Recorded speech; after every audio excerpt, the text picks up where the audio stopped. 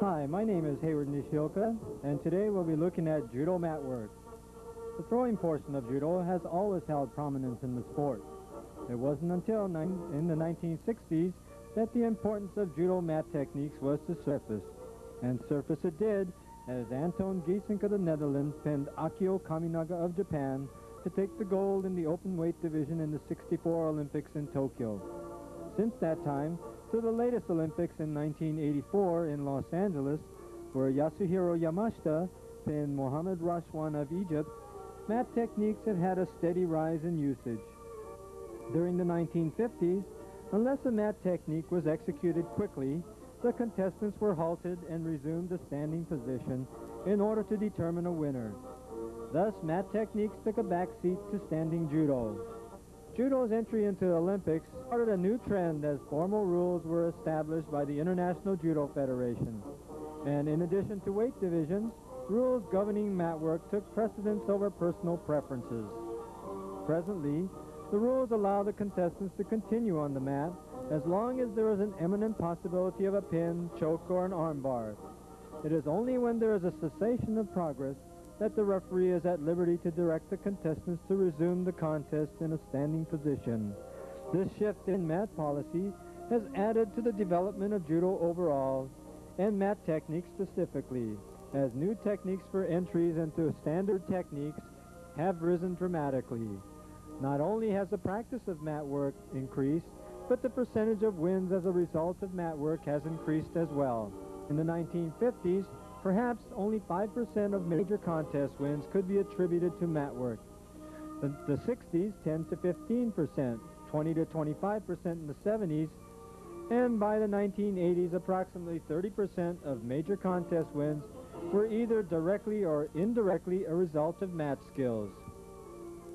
With the increased usage of mat work, the contestant who is unfamiliar and untrained in these skills is clearly at a disadvantage. Except for our more elite athletes in judo, the rest of the country lags far behind other countries in mat skills. It is for this reason that under the direction of Tim Dalton and ultimately USGI President Frank Fullerton, that this videotape presentation has been produced and with the expectation that judokas throughout the country may familiarize themselves with these new and innovative techniques. This videotape presentation is divided into 4 areas: pins, chokes, arm bars, and entries. And while all of the moves do not have a step-by-step audio explanation, it is felt that the impromptu commentaries in the background is as important as the moves themselves.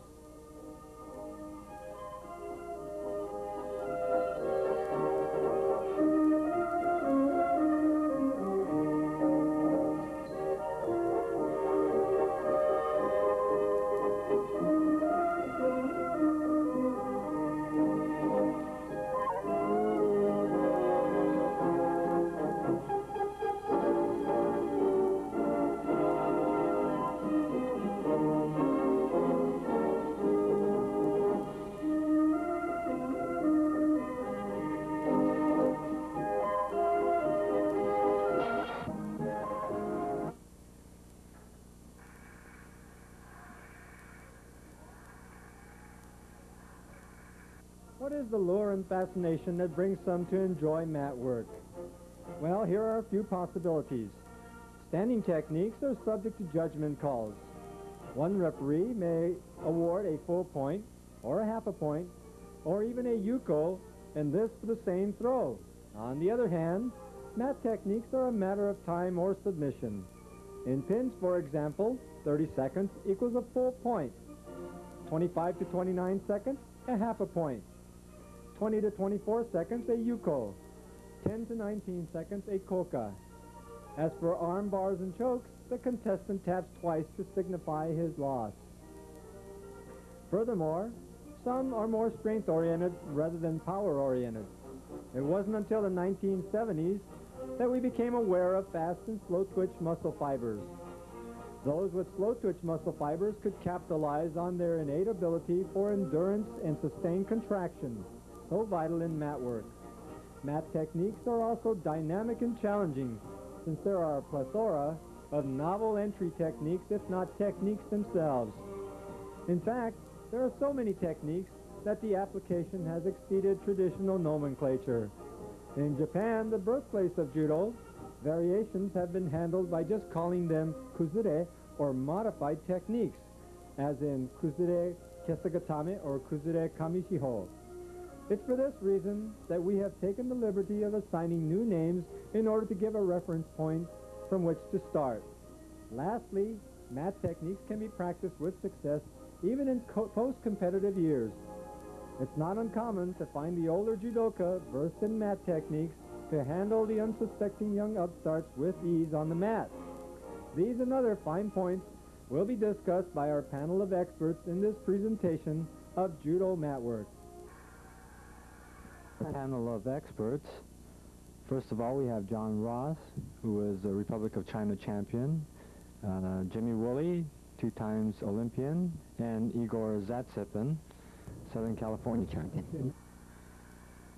We're first going to look at some of the pins. First, the kesagatame, or scarf hold, a very basic pin to judo. Here we see a top view. And now a katagatame, or scarf hold. And another variation.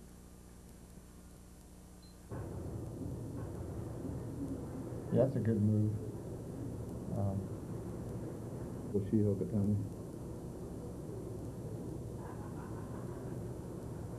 Good fundamental mat move. Kami Shio Gatame. Yeah, upper 4 corners locking. That's a good move because you really control the upper body and keep the person's shoulders pretty well intact with the ground. Just shows how Jimmy gets his hands. He has one hand of the belt. Nobody's going to pull him off.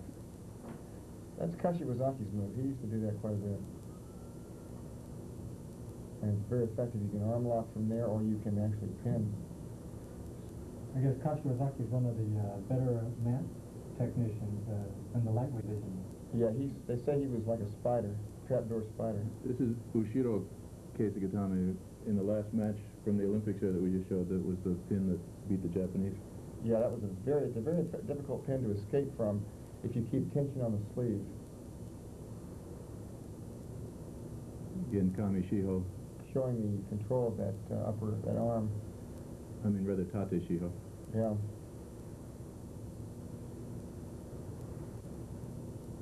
Another positioning of the hand. And some of these techniques don't have names for them because they vary a little bit. And of course, as we mentioned before, they use the variations, and they'll say a kuzure, which means variation. But they don't really have a specific name for them. I think that's one of the great things about judo. There are 100 instructors might show the same thing 100 different ways, and each one would be right. Yeah. If it works, it's right. That's right. Yeah, grabbing your own lapel, I think, makes the grip about twice as strong as your own grabbing. That's one of the things I remember from your competition. You used your own lapel quite a bit. I think it really helps. Encircling a body part and then grabbing your own lapel. It kind of frees one arm, the other arm, and it acts kind of like a third arm for you, right? Yeah, it really is effective. Jimmy's doing one of the real fundamentals in mat work too, and that he leaves no airspace. He becomes almost a part of the other person. Yeah. The more airspace you leave between your body and his body, the more chance he has of escaping. When he Yeah. grabs with both hands, there's just absolutely no space between the two people. You're like paint. And I think in Takeshi Yogatami too, you're so tight to him and you float on him, but you're very tight. You try to make yourself like two spoons. You know, I heard the comment once, one of my instructors, Mr. Inoue, told me that it was like toffee on a hot summer day. It kind of sticks to you and you just can't get rid of it. That's it. Yeah, can't shake it loose. I know that feeling. But you're right, John. If you create any airspace at all, that just a little bit of room creates that excess spacing, and the opponent can pretty well buck you off. Again, how he grips the belt around the neck. When he lifts up, he's really just showing you the move, how he's controlling the head. That position there against the neck, it pretty well puts the opponent into almost a paralysis.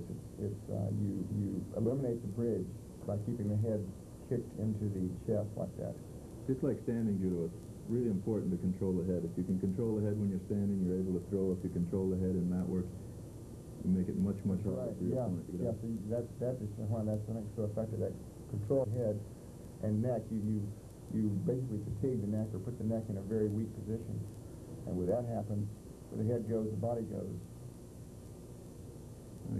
Also controlling with his feet. Yeah. Jimmy Martin's always been a really good mat player, one of our better mat players. Yeah, he's really got that position down. Now that position there, where you try to isolate the legs, I find is a little bit less effective than the other way where you keep the legs in. I think when you try to isolate something like that, it tends to break easier.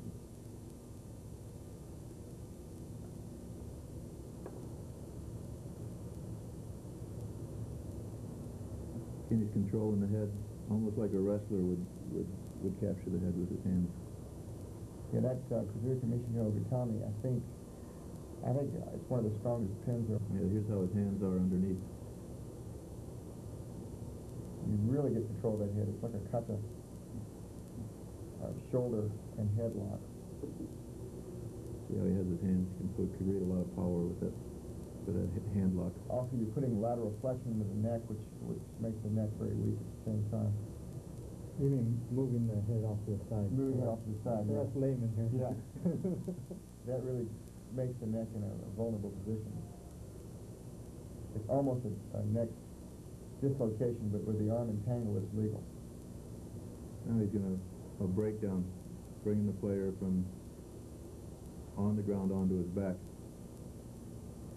Very effective move.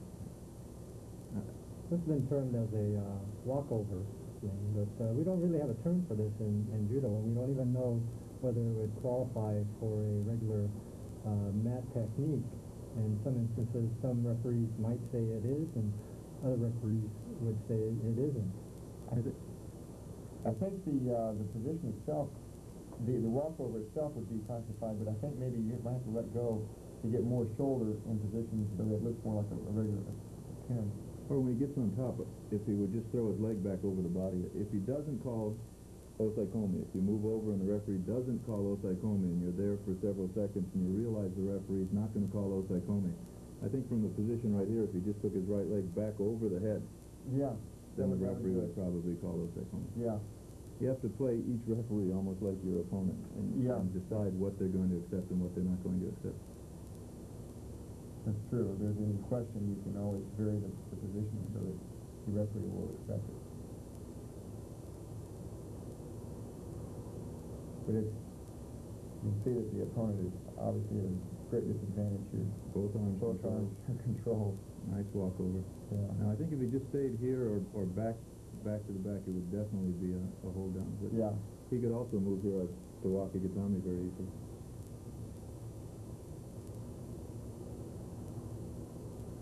Again, no airspace, tight, a lot of control. I think control and domination are the two of the big words in all parts of judo. I've seen Jimmy do this in competition. That was a nice move. Controlling lapels, under the lapel. Yeah. And here again, there's another one. Classic move. Yeah, it's not a classic More of a move. wrestling.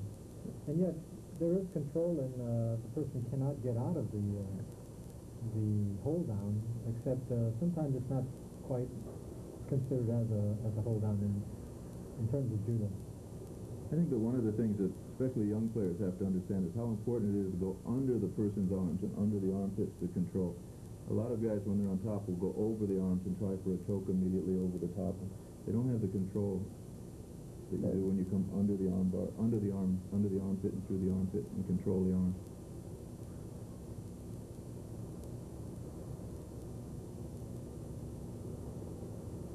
He could sit out, Jimmy could sit out right now and be in Wakigatani. Yeah. Yeah, you could go to an arm lock pretty easily from that position. Tremendous control. If they wouldn't give you enough psychomic.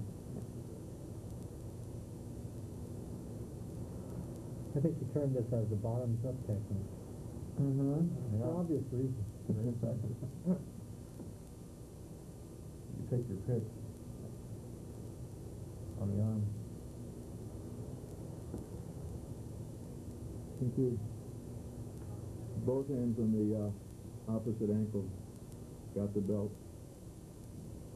Get my knee up underneath. This guy was so big I had to let go and get a better grip. Well, Randy's about 235 to 245. Yeah, that's a very effective way of controlling the legs. You can really see how that a lot of isolation. a lot of people don't use the tying up of legs very much, and I think that's an important part that we really miss out on in that work.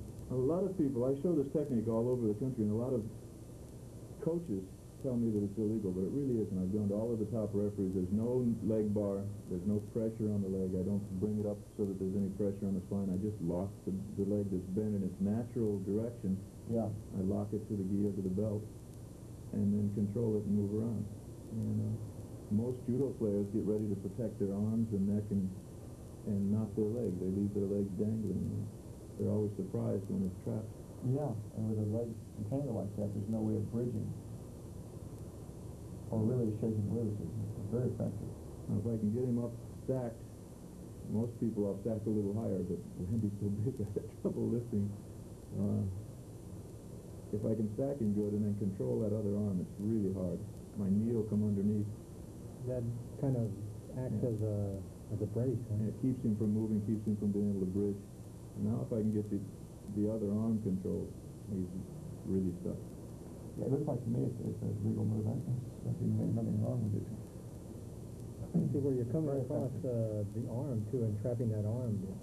Yeah, that's nice too. When you get that, you get his arm over his head. He's got it like that. That's very effective. That's like a kata gatami in a way. Yeah. From the reverse side. From the reverse side, which is very effective. Stack him. The more I can get that leg underneath, the more stacked he's going to be. The less movement he'll have. Yeah. It's too bad they can't hear the sounds, the grunts that Randy makes. He must be in a real bind then. I always grin when I get this. This is sort of like a front chancery in wrestling. But when I come over, I have to catch the other arm. In the beginning, I'll use both hands on one arm. And then about halfway through, I'll release my left arm and catch his opposite arm. Now, what would we call something like this as far as the terminology is concerned? I call it a Polish whizzer, because that's what it's called in wrestling, or a front chancery. But when I come over, it's really a submission hold. When I step across now, he'll tap out, because you can see where he's choked. Yeah, I can see where your hand is coming across his neck. And when my chest comes up and pushes his arm, his right arm down into that choke, it's not the pull from my hand, it's actually the push from my chest onto his arm that makes him submit. That's very nice. Maybe we put this technique in the wrong section. Should have put it under the chokes, maybe. This one, he's a little bit choked and a little bit pinned. And yeah, it's kind of like a combination. And it's a takedown, a breakdown, all at once. Yeah. Now I'll put the pressure on him. When I move over and put pressure on him. Usually they'll tap here. I can see the hand kind of waving. Yeah. Getting a picture of my better side here. Again, controlling both arms. Now, if he braces his leg out so that I can't roll, I'll go for the opposite knee and do the same thing. Yeah, you create enough balance, and it looks like just like standing work, you have off balances too. When you can create, make him move in one direction and then get him to commit, and then you can take advantage of that commitment and post him on the other way. Yeah. You can really get him to roll. This is again going through the legs, but using the tying up his leg that's already bent. I'll take my knee and sort of trap his foot, and then go through. My right knee just trapped his left leg. Go through and catch his ankle and bring it underneath, and then get his foot into my, I guess that's my elbow pit. Yeah. What's the technical word for the crook of my elbow? Yeah, called the antecubitus. The antecubitus. Yeah. I knew that word. Catch his belt. Randy's so big I can't catch his belt, so I catch whatever I could get there. And then roll in again, controlling the leg. Yeah, that's a very good move. Again, you're right. I think there's not enough emphasis on controlling the feet, and controlling the legs. And With your antecubitus. Yeah, right. The antecubital fossa is the actual correct term. Oh, God. I knew that. Yeah, right. But I think we've got to realize that by coming in, if we're coming into the feet first, we've got to get control of that before we move on to other territory. And whenever a person rolls into you on several holds, I can do this on several holds, when a person rolls in with that free hand, take it. Take the hand and arm and tie it up. And it stops his roll and gets him actually in worse position than he was before. Oh, yeah, he's right there. I don't see any hope of dissolving. Drive a knee under and try and stack him. Yeah. Randy's very hard to stack. I know he's just about ready to be Pretty much. expressed, If he were to kick loose with his legs, you still have the upper control. Say, if he were to be able to kick loose with his legs, you still have the upper control of his upper body. You still have the pin anyway. This is something I've just been doing recently.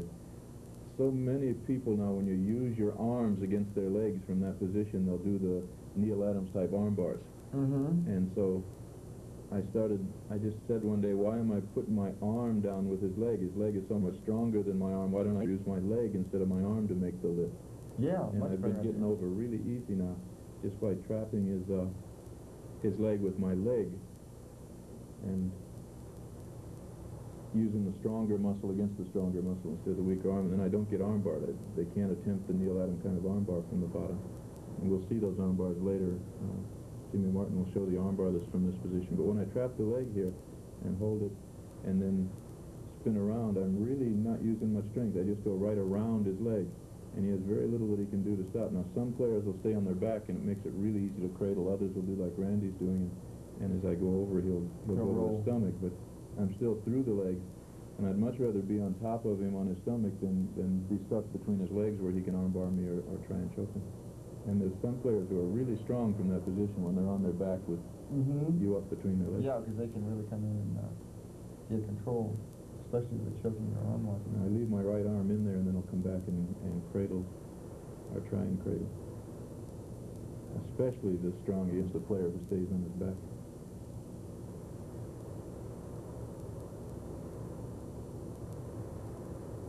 I still have control of the leg that I went around. And I hook the cradle.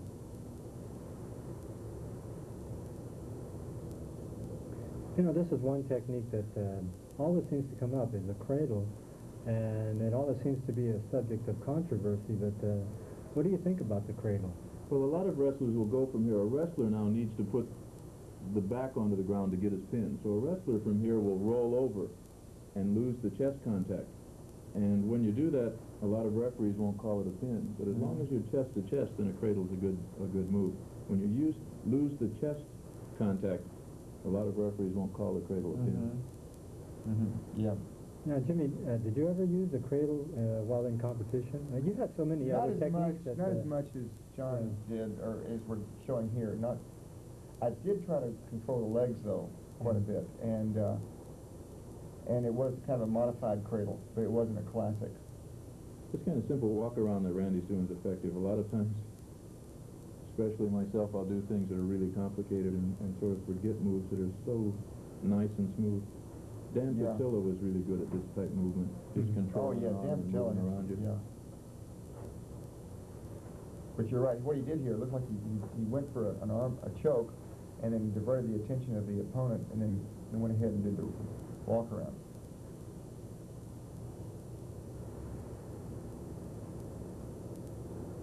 much control. You leave that elbow out, and it's just a lever.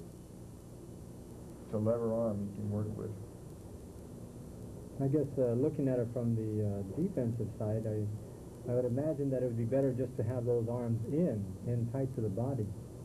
Would that be correct? Or? Yes, I think that'd be the way to avoid that. But if the the wing comes out, you have to take advantage of it. Yeah. Now you'll control it with his arm, not just his hand. A lot of people will try and just use the hand, but you have to get an arm all the way through. Then it's really tight. Now here, I think I would maybe even grab the lapel in this position. With what arm? With the right arm. With Randy's right arm. So your arm would grab his right. And I would probably try to put my elbow into his kidney, so he would be. I'd have a little deeper position. He'd be less likely to roll away from me. You had a whole series here where you would do an arm bar or yeah, it was like a key lock position. Yeah, a key lock type, where you make your body like a pyramid, and you try and control from there and bring in the elbow into the kidney or into the low back area. I remember too, sometimes you would use your knees and control the person's head. Yeah, control the head, right, and try to isolate that arm and the head at the top so that you could, work that other arm free, John's right arm free, and try to work it at either arm locking or key lock position. But this is still a nice move. Walk yeah, right it's very around. nice. Yeah, this is one of the basics. Like you say, we have to stay with the basics because we cannot build on anything but the basics. So my body position barely moved at all, and I went from being fairly safe to being pinned.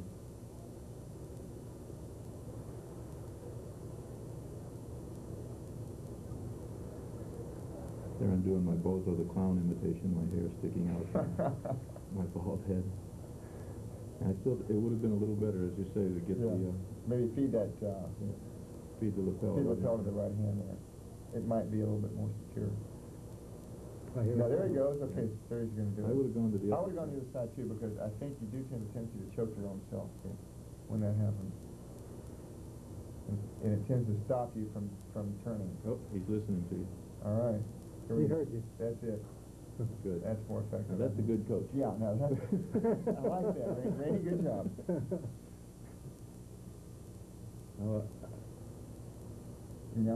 I think what he's going to do from here is something that I actually learned from watching you during the tournament. I won't say how many years ago, but stepping over and now controlling the elbow.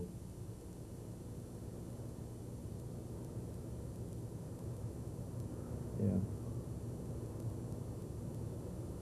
If he takes his elbow and goes across to the outside and then leans on it, it's really a strong pin. He's not listening to you, though, John. Yeah. You gotta shove that Tell arm him what to over do there. here, Tim. They're going into a key lock, a modified key lock, but he's... His weight's too far. He weight's too far back. I would prefer to have the weight a little bit more forward and be in more of a knee, like that position. But I think your problem is that both your arms are too big. I think it was my stomach that was too big in that position. Well, you get a chance to show him now. This is how I learned. now that to me is more effective. Yeah. That looks like you're putting the pinpoint pressure on the shoulder, and you're really isolating it. I learned this from you about a long time ago. Yeah, I think I remember something about that. Yeah, I think one of the keys to Nailard, I think, is isolation. You don't want to try to hold the entire person down, just a portion of him. And a shoulder and a head and neck is probably enough to warrant. Again, just like standing up, and you have to move. Judo's a game of movement. If the player on the bottom, Randy in this case, stays and waits, things are going to happen, and those things are going to be bad. He's going to be choked. He's going to be armbarred. When you get a chance to get an arm, you'd have to move. And a nice, easy roll. Very nice. Comes into his Bushido Keisagatami again, like the example we saw earlier from the Olympics. Yeah, one of the heavyweights did this quite often. His name was Chok from Romania, and he'd usually do a what was it, Sotomaki Komi. Yeah, okay, right. Yeah, it is. You can see almost it's like that. Just from a kneeling position here is the same kind of thing. Here Randy's trapping by just clamping down with the arms against his ribs and then coming around. Also, remember that guy that was 7'6", that Korean. Oh, yeah, yeah. He used to do this move. He used to do the Soto Wakikomi and then into the Ushio Kizukatame. Huge fellow. Yeah, he weighed about 360 pounds. Oh. I do a similar roll, but with a sit-out. Hook the arm and then sit out and come back with my shoulder so that he goes over. Yeah. So here we have a Yokoshi Yogatame.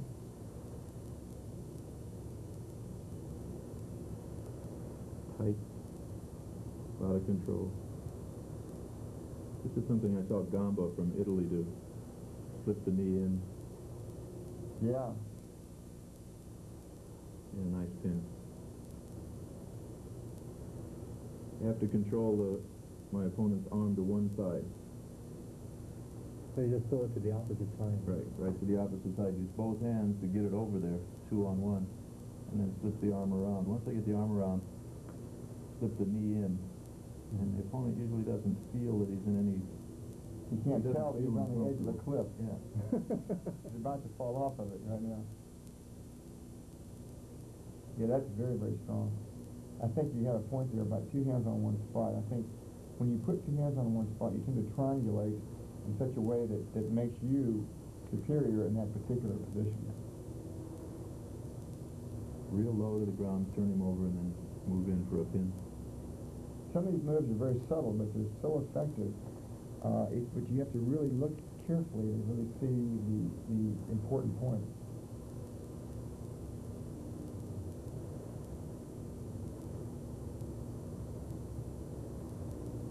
This is one that's a nice move. this is one that Pat Burris does all the time.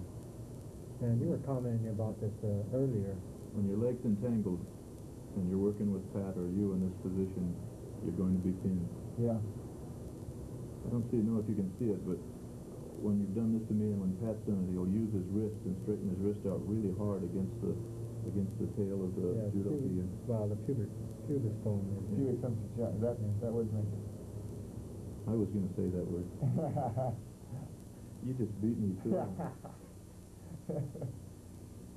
This is where you put, Yeah, that's it. You put pressure to the inside of the leg. Inside of the thigh, which is very sensitive. The femoral artery happens to run through there, which makes it even more sensitive. You know, I'm glad you're here, you know. Well, these pressure points are there for a reason. You can see Randy lets go really quick with his legs, and you're really stuck. I see too many people lose a tournament. They'll throw a coca, end up with that leg entangled position, and then the referees break him and stand them up, and the guy will throw him and you'll lose the match. When you're in that position, you should win. You should be over. There's the wrist. That wrist has to drive down when you have to. When did Pat win the Grand Championship? I think it was one of the last years they had it. It was 1973 or 2. I think it was St. Louis. 76 he won it, actually. Oh, 76? Yeah. Might have been, yeah. Yeah. I saw him do this in about 4 of his matches, one after the other, doing the same technique. And it's when the opponent doesn't know what's happening. He thinks he's getting away with something, and all of a sudden, because of a technique like this, he gets caught. Yeah. Notice how he made the lapel, made the jacket available, and then went for it. Then straighten the arm, put the pressure on. Yeah, you have to take some of the slack out sometimes. No wasted motions, no flopping around, kicking with the legs, just right into a technique. That left arm has to come right down the spine, too. It's a little difficult for me with Randy because it's quite a bit heavier. One of the things we lose in mat work is we get taught judo where you're standing up, you specialize. I used Uchimata. That was for 20-some years. That's all I did, standing up. On the ground, you have to have a different technique for almost every position a body can be in, and it has to be practiced, and you have to be able to do it well. You can't isolate one technique and use it in mat work like you can standing up. You have to be good from every position, from the top, from the bottom, legs entangled between the legs, on your back, every place. And I think, and it might be prejudice, but I think that good mat players are usually a little sharper player, a little smarter player, because they have to think, and there's so many positions they have to play from. It's a real chess game, and you've got to be able to really, as you say, come from 8 different directions. Here I'll be doing something from the top, but at the same time you have to be good from the bottom, the same position from the bottom. I lean back, hoping that Randy will think I'm weak and come up, but I still control his arm here so that when he comes up I can pull him right back to his back. He lets go of his legs to roll on top of me, and instead I've rolled on top of him. So it's when you lean back that he releases to come up, and then you roll. He thinks I'm vulnerable for the pin, and comes after me, and because I've gripped in that particular manner, I can still keep him on his back. He really can't come up, control his arm, step over. Oh, yeah. These are the little subtle things that really catch a lot of people.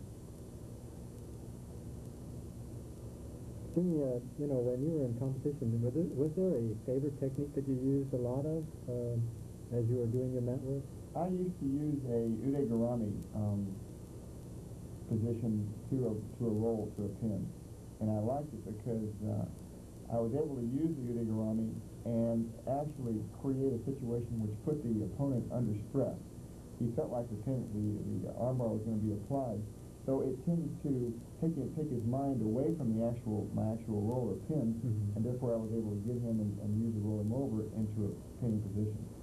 So I like to use a little diversion sometimes. You like to divert their attention away, like in John's doing here. He's leaning back like he's weak, like a lame duck approach, and then the opponent will move in a pre-described manner, and then you take advantage of that and capitalize and turn it into your advantage. Once I trap the arm with the grip I have with my left hand, once I trap his arm as he starts to move over, he's really in a weak position. And yet when he starts to roll, he thinks he's strong. Now that's a very strong position there. By rolling, as he comes through, he really creates, bringing the head low is important, I think. Somewhat like the one that John had done earlier, where you trap the arm. Similar to a wrestler's front chancer. This technique was really popular a long time ago and then sort of died away. But judo or all athletics are like that. Technique gets used a lot.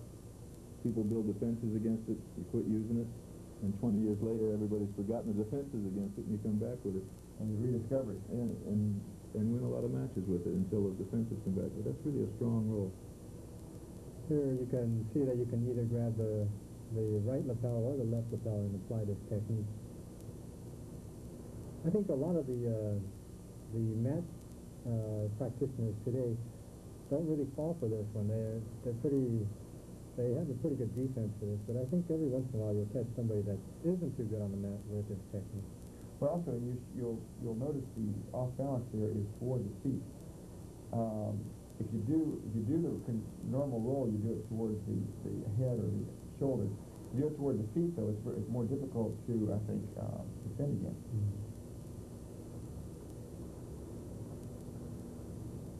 This is one that Roy Tsukimoto showed me, and of course using the same idea that Jimmy Willie had expressed earlier, where you use your own judo-gi as a sort of a helper, a third arm, and as you lean back, the person usually tries to get that leg over the head, and at that time you just pull it down.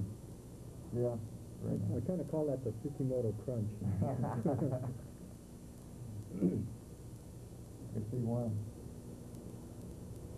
And this is, again, what I like about judo. You take a basic technique like keisagatame and then show all of the variations that have come from it and the ways different players can use it into their strengths and their abilities. But still, as we were talking like this, we still have the problem of not being able to name these, and I guess what the people that are going to be watching this videotape presentation are going to have to do is to kind of refer back to these and say, well, it's the 15th move that we saw on the tape, or if we do give some kind of a name to it, or the technique, then perhaps they can use that name to practice the moves. Yeah. One of the bad things about names, though, it's good to have a name so that you can refer back to it, you can remember it, you can write it in a log and use it for training. But one of the things that happens in a sport like judo is when something gets a name, it becomes a law. And that's the only way you can do it. And I think that's hurt us in judo.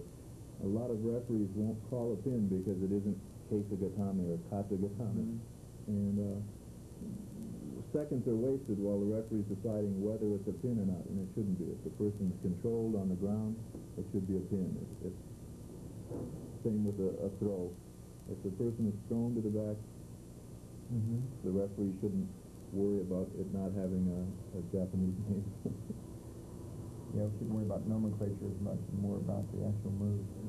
This is kind of a step over, and this really puts pressure on the diaphragm once the person's caught with it. What you have to do is step over your own foot as he tries to hook your leg in an effort to get away from a Kesugatame. And in order to trap that leg, you have to kind of sit your leg upright to trap the back leg, which I seem reluctant to do here, but there it is. Now you just merely step over your own foot, and it puts pressure on the diaphragm.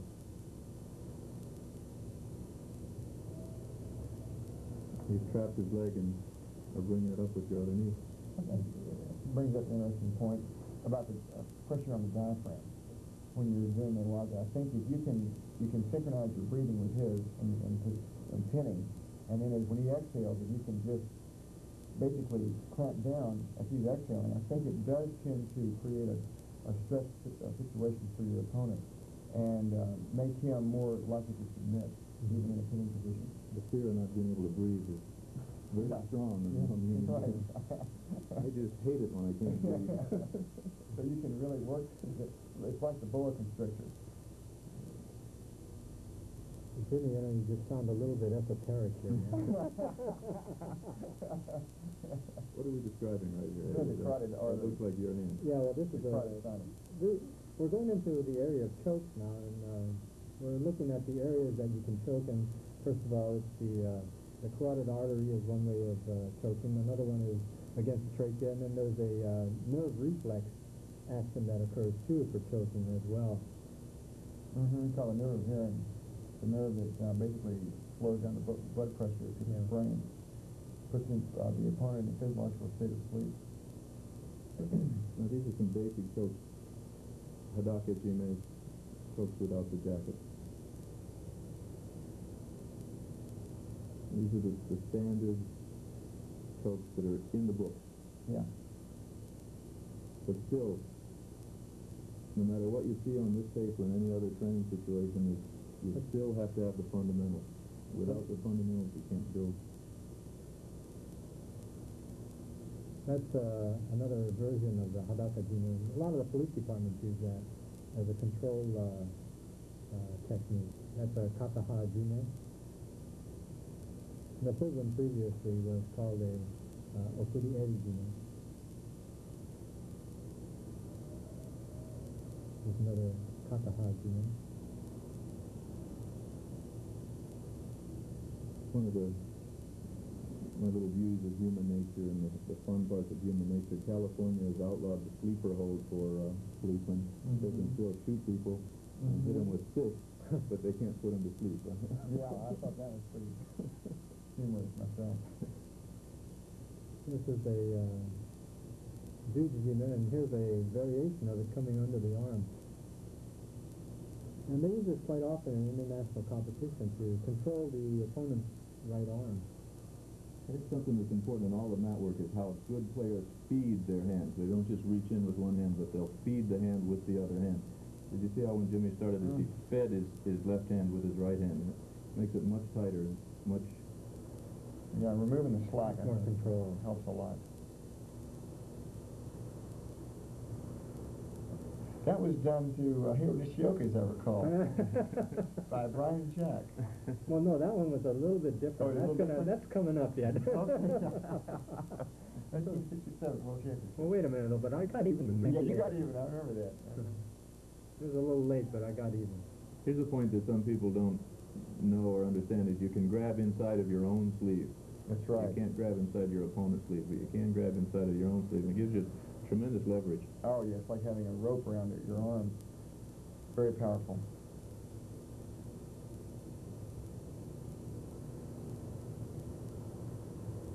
Sankaku from the bottom. Sankaku Jime from the bottom. And this can also be turned into an arm bar as well, can't it? Yes. He brings the arm back across towards the camera. Yeah, I think we don't use Sankaku as much as we probably should. I think the key point that people miss in Sankaku is the leg that's going around the neck, in this case his left leg, has to be tight to the neck. Most people leave too much slack. Again, airspace. Yeah. Can't right. have airspaces in mat working.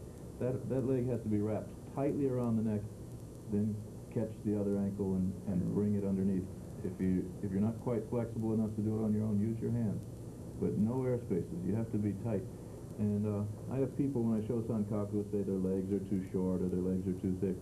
And it's always they're trying to choke the person's chest or shoulder instead of just the neck and arm. Yeah. I've never found a person that I couldn't get my legs around just their neck and their arm. I think you're right. I think, you know, of course, having some knee flexibility helps, but it sure makes a difference to keep that airspace as minimal as possible. We used to practice on a pillow. Right. With that, which seems to help. I used to use a medicine ball to try and bring the knees down. The adductor muscles and internal muscles have got to be strong so they can keep that tension and that contraction and that tight positioning on his head and shoulder. I was coming from a standing position to an opponent that's on the ground, maybe an opponent that's missed a drop seoi or who's been thrown for a lesser score, and then drop right into the Sankaku from the rear this time. That's a very nice position. The rear Sankaku is, some of the Europeans, Kareth Brown and a few others, have made front Sankaku very popular, but the rear Sankaku is maybe even stronger, and not as many people I think using it probably is because you don't have the less offense from your opponent.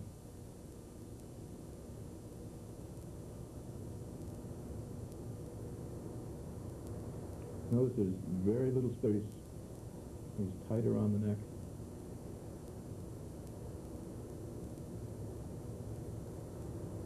This is an interesting one that Jimmy quite often does. It's you crisscross across to the opposite side, and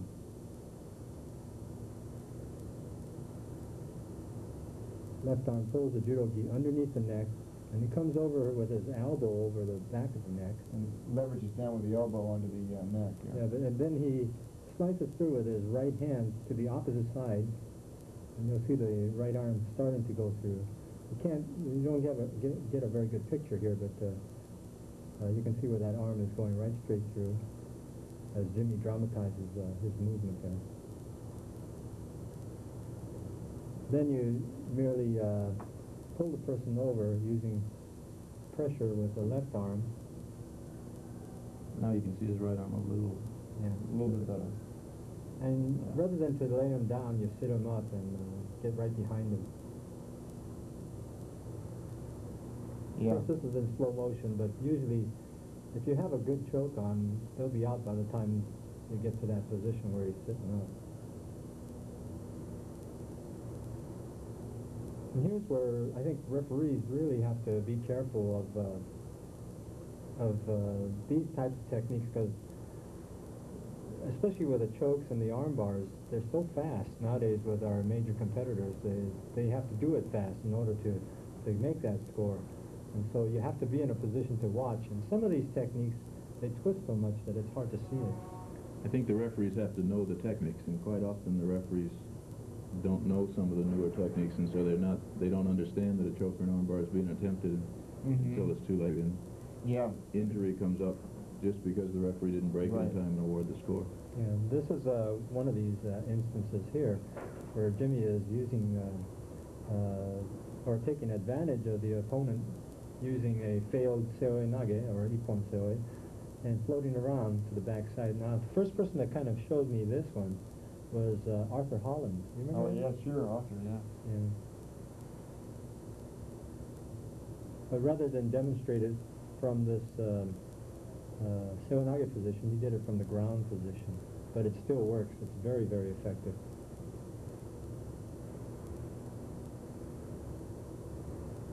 Jimmy claims to use this on some of the boys at Tenry, and with quite a bit of success. Yeah, that's powerful. Notice how he's trapped the leg? Yeah. Put pressure on with the leg. Yeah, you can't let that guy roll over. So you got to pull back on that leg with the right arm. I like the way he's controlled the leg. That's sort of unique. Kind of bends him in a bow. Then he comes back, and puts pressure on the back. Control. No air spaces, tight, a lot of control. There it is on the ground. Oh, yeah. Good move. Here again, we don't have a name for that. Yeah, I know, it's difficult to name these.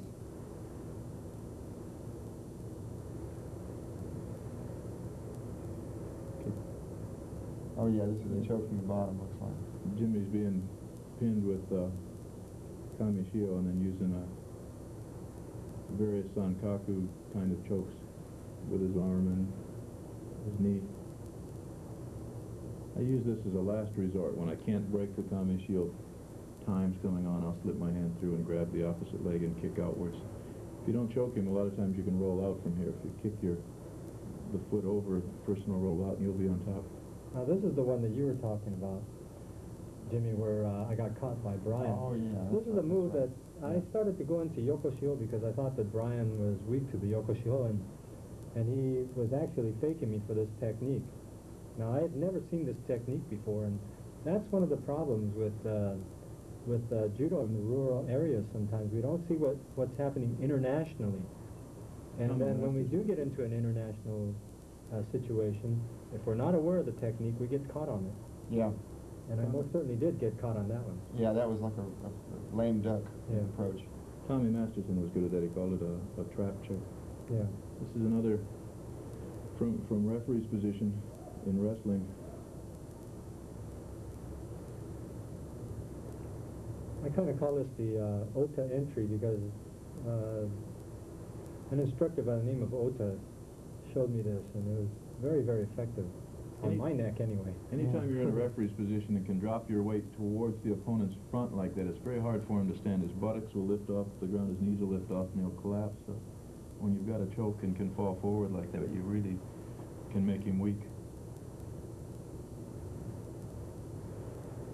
There's the same technique again that Jimmy had shown just a little bit previously.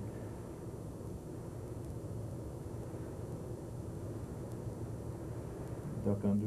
Yeah, Yeah. Well, I kind of call it the run around the rear. Well, it describes it pretty well. Yeah. Randy won't beat me up. I would have said he had a lot of rear to run around. But I had to go a mile. I won't say that. It's around the block. Isn't it? Break his arms down. Yeah, that's. This is one that is pretty effective if you get it, and it's kind of a scissoring. You just get the far lapel, and then you just bring your elbow across and push across with the elbow. Mm-hmm. Very effective.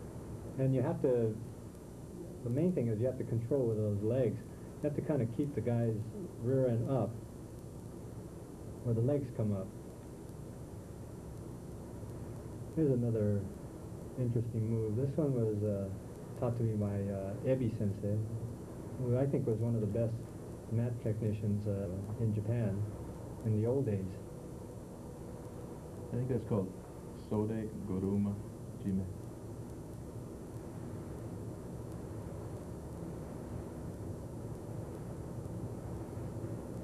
There's an awful lot of pressure here because when you push your elbows forward, you really apply a lot of pressure to the choke. Yeah. You're going to change hands here again, feed the other hand, right? Right, and then I'm coming around the neck to the other side. It's kind of like a reversed Juji Gatame, Yeah. or Juji Jime, I'm sorry. And then shove forward with your elbows. Right. Pull with both hands and shove forward with your Right. elbows. Yeah, a lot of pressure there. Of course, as Jimmy says, you shouldn't lose contact either. You have to try to keep up close. You have to just keep your abdominals contracted and just stay in close to the person. And always in mat work, control other parts. Control his body with your legs. Be tight. Yeah, there's very little defense for that, being behind him like that.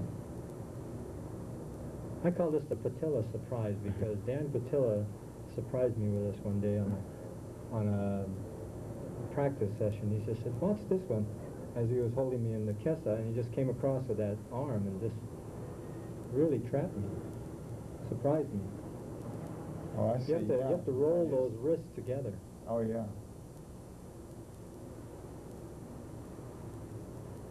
Here again, this is, there's no name for that. Mm-hmm. It was similar. I've done this quite a bit. Similar. You're in Keisagatame and hook deep behind the neck, and then just step over and trap the head in a sankaku type movement. I'd probably still just call this some kind of a sankaku, Mm-hmm. and apply a lot of a pressure.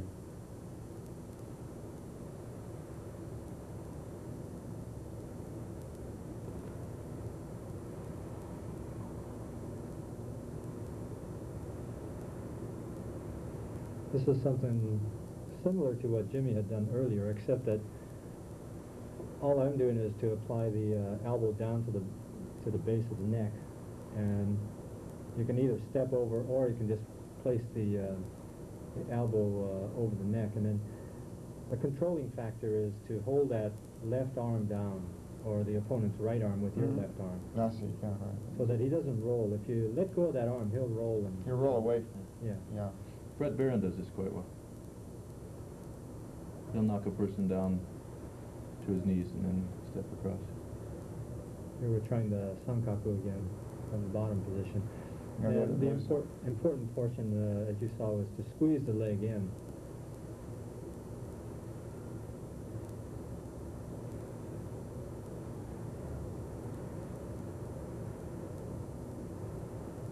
Now we're looking at the series of takedowns from the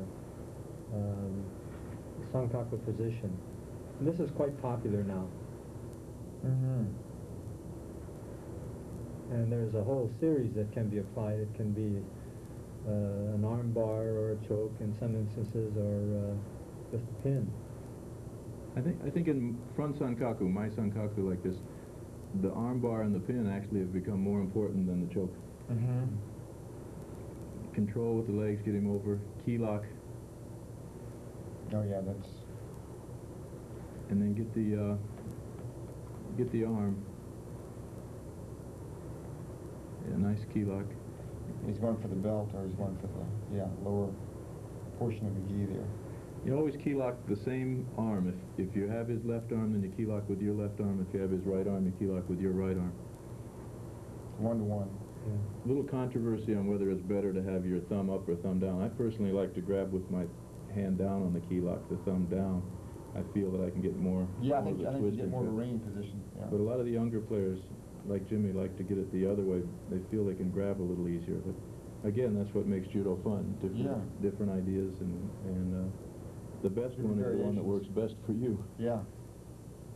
And then move in if you feel that several seconds have gone by and you don't want mate, go to the pin quick. Don't let the referee break a potential win. I've seen too many times when a person will stay trying the armbar, trying the choke, and finally get a mate when they could have shifted to a pin. I noticed at the '84 Olympics that they use an awful lot of this. You know, Kareth Brown used this particular technique.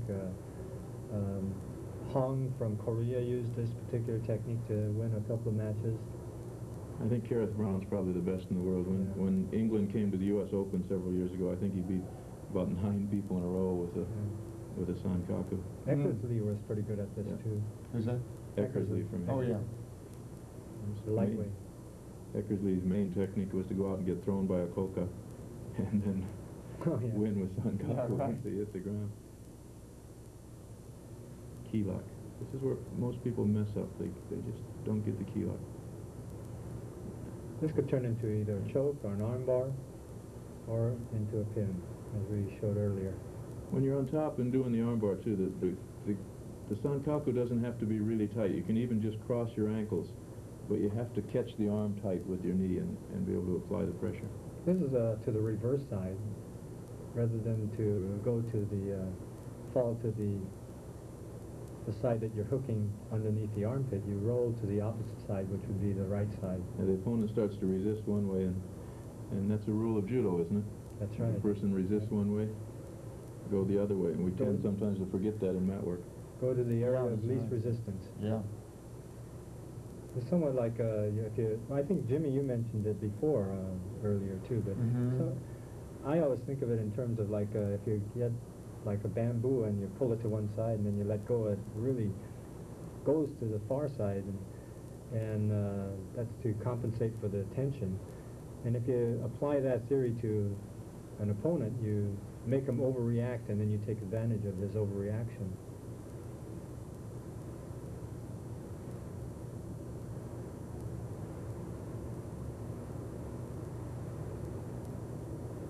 He's really locking it in right now, looks like. Yeah. This is one of the things Kareth Brown will do well from up on top. He'll actually make the opponent submit from this top position. He'll reach down and from there and grab the legs, pull up tight, Yeah. and have enough pressure to make the opponent tap out just from here. Yeah. I think he did that with a fellow from Germany, Stans, during the Olympics. Mm-hmm. And just from here, he would just grab without even rolling and apply enough pressure Just to ratchet get the the submission. pressure and the tension out of there. Now see, this is completely opposite from how most people do it, but it's really a position that the opponent doesn't expect to be rolled. Mm-hmm. And he goes all the way over, thinks he's safe, and he's really just right back. Move for the key lock. And you have the Sankaku.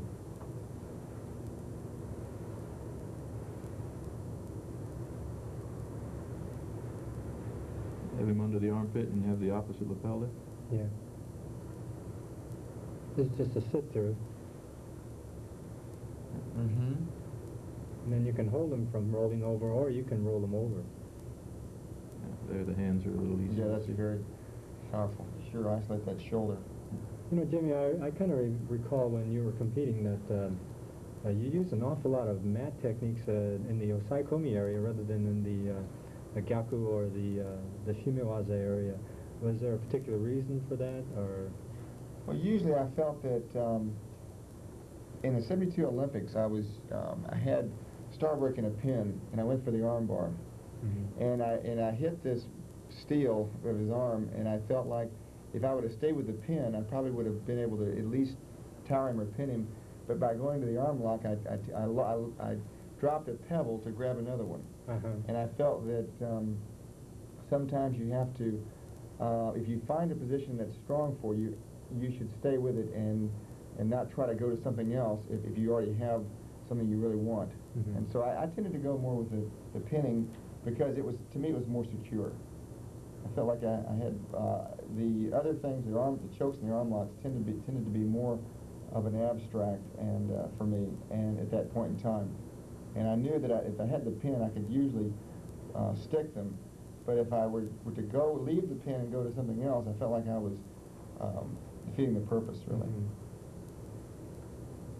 Well, I've always heard that, you know, like the main thing, or the main road, or the mother of mat work is the Osaikomi area, because it enables you to find out about body movement a lot more than would, let's say, just going for an arm bar or going for a choke. Mm-hmm. Yeah, I felt that I would use the pins to basically get my opponent into use the arm bar to get them into a pinning position. But sometimes I did use the arm bar in a lame duck approach, a switch that we're going to be seeing in just a little bit, which I felt was very effective. But I like to basically use the more body movement, body ballistics to create the pinning position. John, you know, in today's competition, we see not so much of the pins as much as we do of the arm bars and the chokes. What do you think might contribute to that? I think it's just a cycle. Right now, it's part of the glamour of the sport, the fancy arm bars, the fancy chokes. But I think that it'll swing back to where pin's popular and back. It's what you're good at defending against. Yeah. But I think all good mat people are also good pinners. They'll use them when they have to. And right now there's a whole series of arm bars and chokes that people don't have defenses for. As they build defenses for them, then we'll move back to the pins. I think you're right. The pendulum is swinging the direction of the arm lock. And Jan's here is doing your same movement, but instead of going to the front or rolling to the side, she's taking it to the rear. We saw the Russians use this quite a bit. Is hooking that same under the arm, hooking it, and then slashing out and going to the rear with it. Notice how she'll throw that leg out behind and then sit down and take the opponent up to the rear. And it's always a weak place when you're in that referee's position, when you're on your hands and knees. It's hard to control yourself from going up into the rear.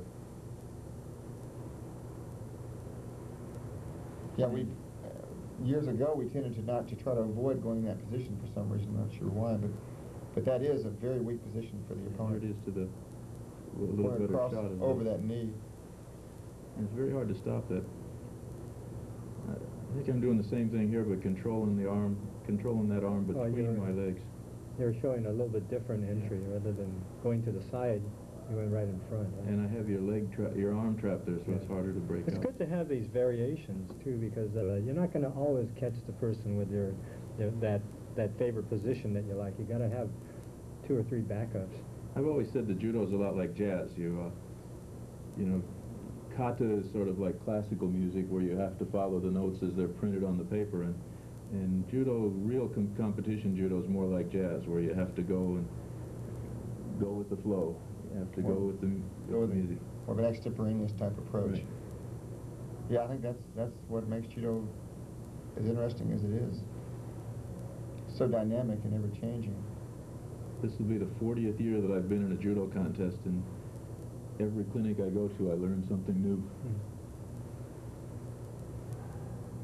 And for other sports that I enjoy, basketball and other sports that I enjoy doing, I do the same things I learned in high school, the same little movement, the same little jump shot. Judo, I learn something new every single clinic I go to. Tends to be constantly evolving. And then I kick myself and say, why didn't I know that before? This is something I do. I don't do very many chokes because I've broken my finger, so I'll fake the choke. When the person comes up to grab my arm, I'll slip under their arm and then just simply walk it around. Trap. Usually I pass my hand past the opponent's belt into my right hand, feed it in, and then just walk around again. And I can come up underneath and choke from the opposite side that I started, or just pull him over for a pin. It looks like you're really controlling his back there, so he can't actually roll away from you. And I'm holding his belt underneath his back so that so he can't. His right arm's pinned.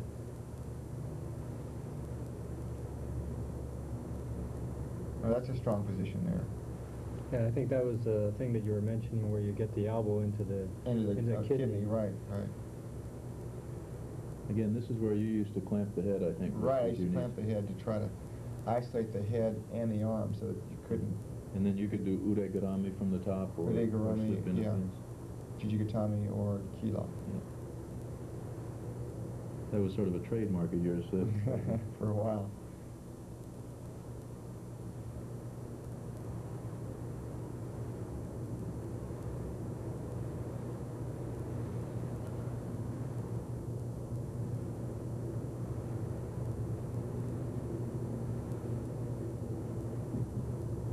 A little combination of a choke and going to a pin. Yeah, it seems that the effective sequence of events, usually, from my opinion, is going from choking to arm locking. Here he's going to go for a choke, but he doesn't have to even go for an arm lock. But he's able to go from a choke to a pin or a choke to an arm lock. As the opponent tends to push you away from as you're choking them, then you can apply the arm lock. You know, this is one of the areas that I think, when you look at wrestling, amateur wrestling, and sometimes we get those people into judo, they have a failing here, and they're a little bit apprehensive of the chokes and the arm bars. And I think that's one thing that if a judo person goes against an amateur wrestler, they should probably take advantage of those areas. I've never really been afraid of amateur wrestlers on the ground, because we do different things. Where I have trouble with the wrestlers in the transitions between throws or from going to standing to the ground. They do that a little better than we do. But actually on the mat, they're taught to put our shoulders there for a very short time, and they don't control as well. And they're afraid of the chokes and the arm bars. But their transitions from standing up to going to the ground are just excellent. Yeah, that's where they really shine, I think. Yeah, I think another area too that they do a lot better is in the area of endurance. They have good physical endurance. They're really in top shape. They really understand the meaning of being in condition and good endurance. Of course, we tend to use a lot more technique, so there's a tendency to not be in as good a shape, utilizing your techniques. They were breaking from Yoko Shiogatame, and What have you done there? You've controlled tight with your legs and then Yeah. pulled his arm down. Oh, yeah. Push away also with the left hand. And then sankaku again, and you have an Right. arm bar and a sankaku. Right. Or you can roll them over. And you roll them over into a pin. That's a very strong pin. This one, Doug Nelson, the one that won a long time ago, the one that From our era. Yeah, from the yeah. 72 Olympics, yeah. Right. Taught me this one. You know, it seems that I got the same feeling from working with you and from Doug Nelson, that once you're on the mat, I mean, both of you have this ability to act like pythons. You know, you just kind of stick to the person, and there's a lot of strength that, although you're not really using it, you can feel that it's there. And I think that's just something that builds up over a long period of time with a lot of workout. Is that correct? I think it does take a lot of time, but you just learn to basically control what needs to be controlled, and in doing that, the opponent feels like you basically are powerful, even though but it's more of a total body strength than just any one part being strong. But they say the whole is greater than the sum of the parts, and I think by controlling the susceptible parts, you tend to feel like to your opponent that you are in fact strong. You're not a complete judo player if you only do throwing. Conversely, you're not a complete judo player if you only do mat work. You have to be able to do both. And I've always felt that I was able to attack standing players that were better than me because I wasn't afraid to go to the mats. Usually I wanted to go to the mats, and the only way I could do that was to make an attack. So if they countered me, I really didn't care that much because we were going to be down on the ground where I wanted to be. I think it made my throws actually better, being a good mat player.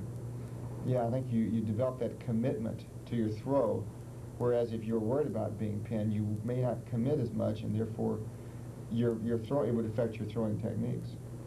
I think, again, if you see this technique that's going on, the sankaku here, that a lot of times a person will spend too much time trying to choke with a sankaku when they can get a good armbar or get the pin. You have to work with that referee, and he's only going to give you so much time for you to get your choke. And if you've tried to choke for several seconds and nothing's happening, get the pin. Yeah, you're right, that's fine. Yeah. With the pin, you know you've got it. It's something solid you can count on. You choke for 15 seconds, or if the clock goes out while you're choking, nothing happens. If you pin for 15 seconds, you got to score. That's right, and they may continue the match on after, if you're in a pinning position when the time runs out. This is one of the common things people have trouble with now. You get into Jujigatami and can't break the arms apart, and you wait very long, then the referee's going to make you stand up. So I found that I can switch to Yoko Sankaku, side Sankaku, fairly easy from there. The person grabs everything he can to keep from being armbarred. He thinks my foot's coming up there to break his hands loose, and I just slip it right through, and then feed my left arm through to his belt as soon as I get my leg in. And I guess you notice that's a nice looking leg there.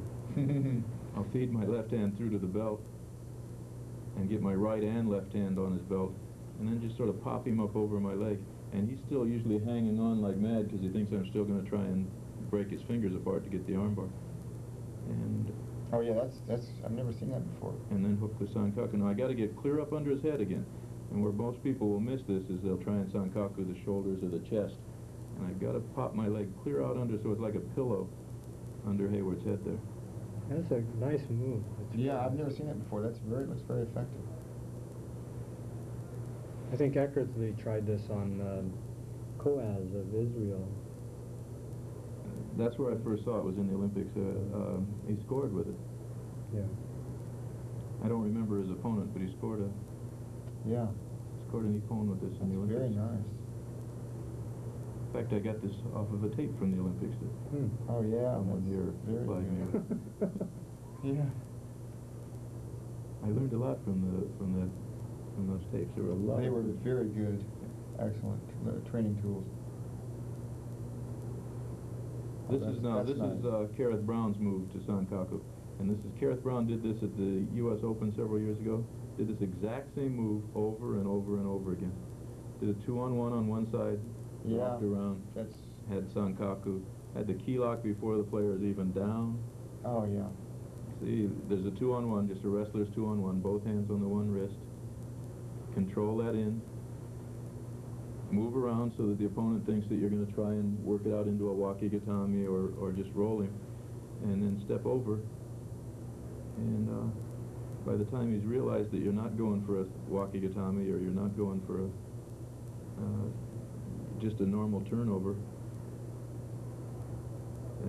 working the arm a little, he'll usually grab his belt or grab part of his gi in there so that he can't pull it out, and then just step over it. Kareth does this so well. He's probably, wouldn't you say he's the best Sankaku player in the world? Yeah, I think so. Yeah, Yes, just step that's right nice. around. This is again where you used to have a really nice udig. Yeah, that's right. See, I've key-locked it already before he even hits the ground, because he's You've holding got that, yeah. he's holding his own belt to keep me from pulling it out, and I have to be out under his head. Again, I don't want a Sankaku. I say this too much, but it's still where people miss Sankaku is they try and get the chest and shoulders instead of just the neck and the arm. And I've just crossed my ankles enough so that I can arm bar him or slide on top for the pin.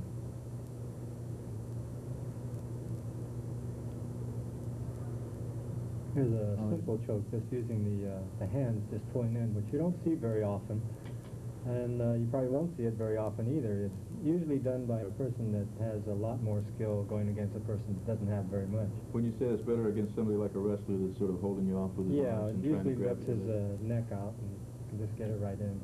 This is something we used to do 100 years ago, the old rolling kind of choke, but I've always done it from this side. Most people would do it from a normal judo grip, but by the time I slip my head over and roll, they haven't realized that the choke started. I'm on the wrong side. I think if you do it normally from a normal judo grip, people suspect it or feel it a lot sooner. And from here, I'll just give a jerk down, sort of shake the tree, as Paul Maruyama says. That's right. And That's a then snap big my... tree you got there. Yeah. This is one of the sequoias out here. And then the trouble with Randy here is that he doesn't have a neck, so it's real hard. You choked real hard hard. to choke him. Yeah. You have to show your talent there. And again, this is again, a fundamental judo move, a fundamental wrestling movement that judo players don't do well enough is just a simple sit-up. You have to be able to take one leg and sit out and set through with it. And I think that sometimes it would be good for a lot of judo players to take a wrestling class just to get some of the fundamental movements, how to really bridge and how to really sit out and do some of those little basic skills. This is one of those techniques where the person has your leg entwined and you want to try to get away or try to get into some more advantageous position. You just really catch the inside of your sleeve and come in for the choke, as we showed before. And again, that's not against the rules to grab inside of your own pant leg or your own sleeve, your own jacket sleeve. Another knockdown and going into a choke position. This is a movement that another of my friends does so well, Pat Burris. I've worked with Pat Burris and walked away with nice bruises on my thigh from that initial kick. This is really an effective kind of move. Knee up into the thigh. Of course, you don't want to hit with the knee. You want to try to hit with the inside of your thigh against the inside of the opponent's thigh. Sometimes you might make a mistake, but usually you try to get the thigh against the opponent's thigh.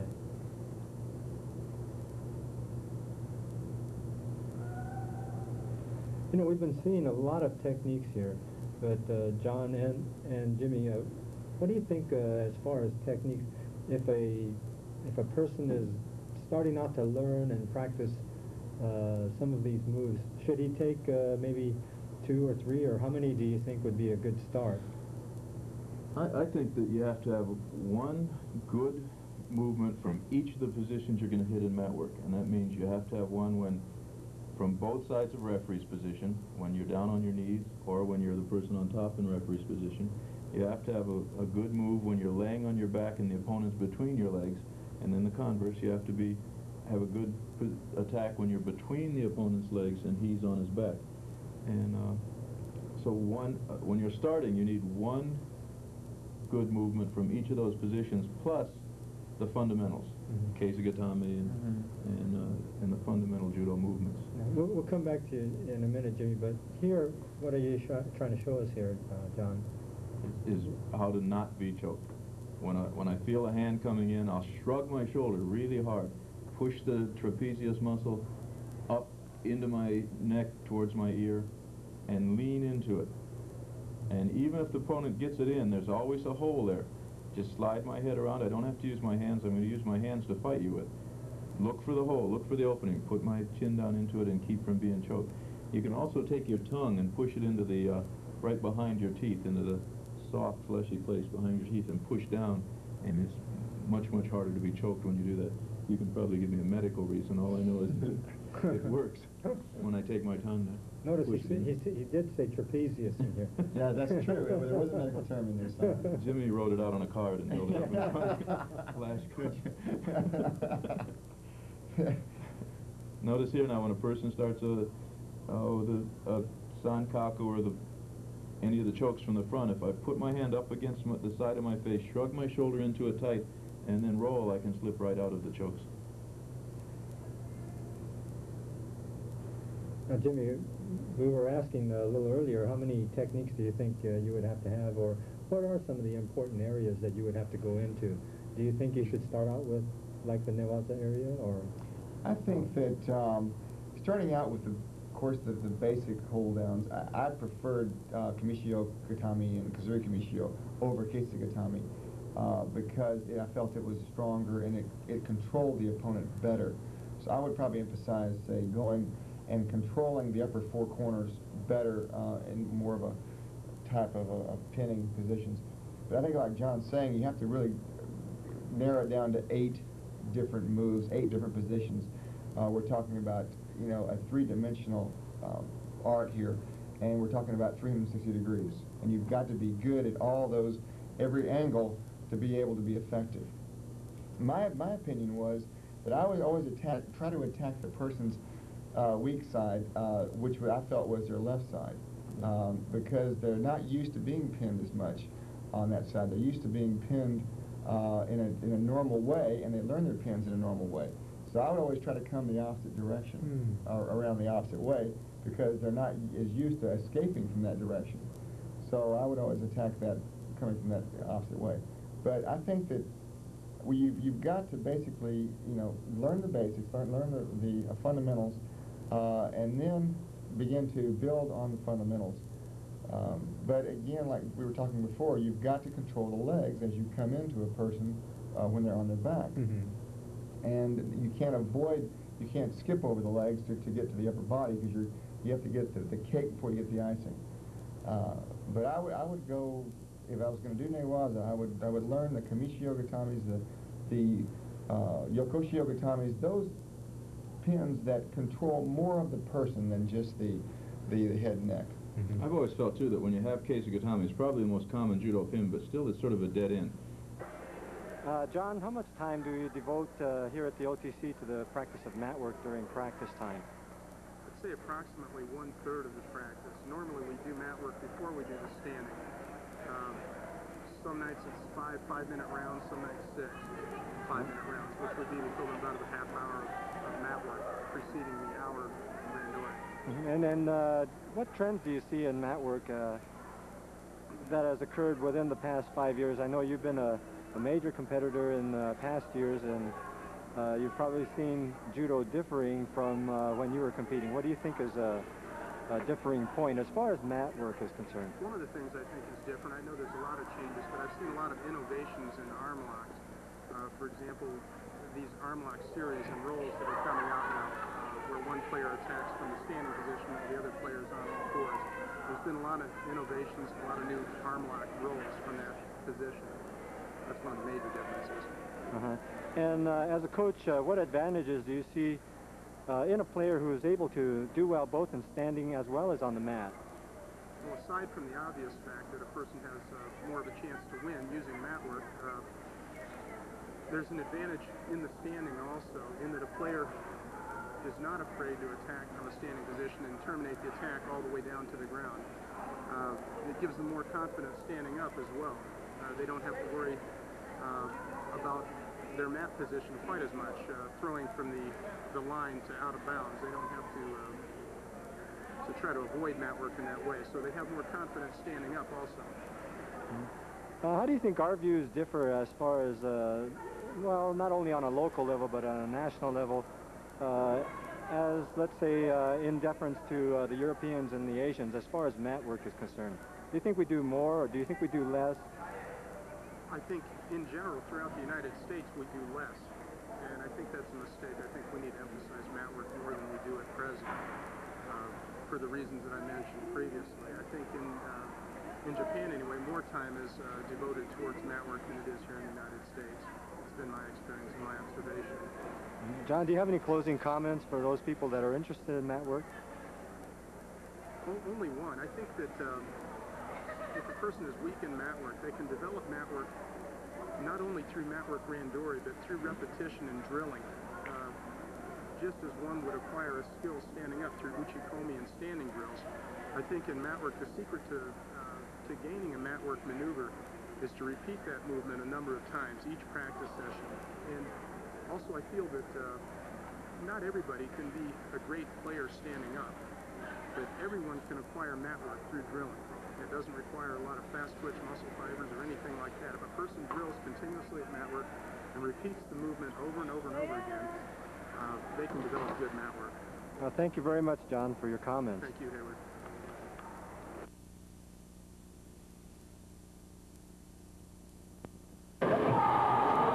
Okay, we're just going to explain a little bit about the armbar.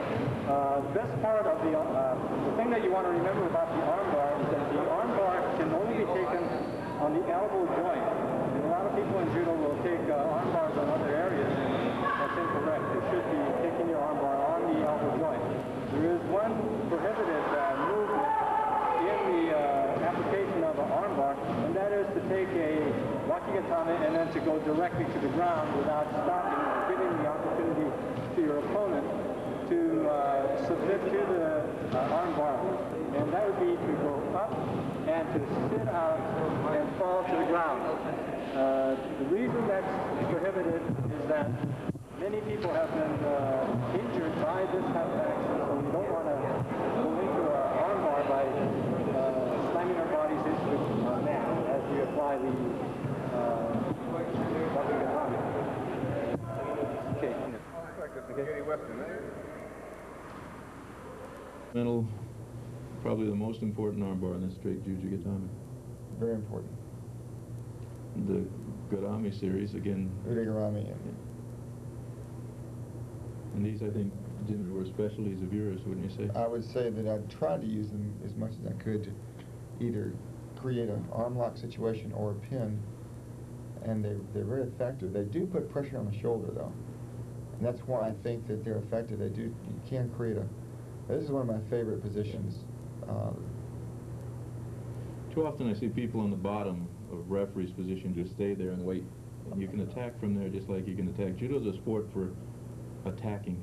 Yeah. That's good. That's an illegal move, though. Actually, I have to break in and say that because it puts more pressure on the shoulder. Yeah. Now this one you can use it against the elbow, and it's just the udegarami going out the back door. I still think in competition, though, no referee's ever going to call it against you because it's still... There's still enough elbow involved. That's right. Yeah. It's where the intent is, and the referee's going to think. Now, I like this kind of pin where you get the udegarami kind of grip and then slide around and use it as a pin. This is one that Jean Laval uses quite often. Mm-hmm. Jean, although he's past 50, he still is a very, very strong person on the mat. Using your legs. Yeah. The thing about an armbar is you need a fulcrum and you need a way to put pressure on, and then anything works. Once you have a fulcrum and a way to apply pressure, a lever or something to apply pressure with. That's right, it works on that joint. Ruska is the one that used that particular one that we just saw Jimmy apply a little while ago. Now the pressure here is going to be over your own wrist. His wrist is threaded in between when he puts the pressure down. The pressure comes over your own wrist from the force applied over your own wrist. Yeah, this is the real point of contention, is how the best way to break the opponent down when you're doing Jujigatame. It's a real study in itself. And I think it has to keep changing, because as you find a new way to get the arm out, they're going to find ways that will not let you get the arm out. So, yeah. but basically, you have to work with physics here. You don't want to work against an immovable object. You have to find a way to use the arm where you're not pulling against an impossible, not pulling up into the elbow pit, the Cubitus. That's the word. Yeah. I had it right on the tip of my tongue. But to come out onto the wrist and maybe Yeah, come out and be able to isolate that arm and try to break it down. And he's coming on the opposite arm here, which is very effective. You notice players now, when they do Jujigatami, will almost always cross their legs over and hook their toes or hook their ankles, not traditional Jujigatami where the foot is standing on his foot on the other side of the body. Almost everyone now will cross the body with Yeah, their legs. they found that was, I think, more effective because there's less, it just doesn't break down as quickly. I think you can float more on top of him and control him better. Here's a good way that's been working recently, although players are already starting to They're already get starting to pick strong up, with it, yeah. but it's been very effective. But using the force there, almost like an Udegarami, to make the arm straighten out. Mm-hmm.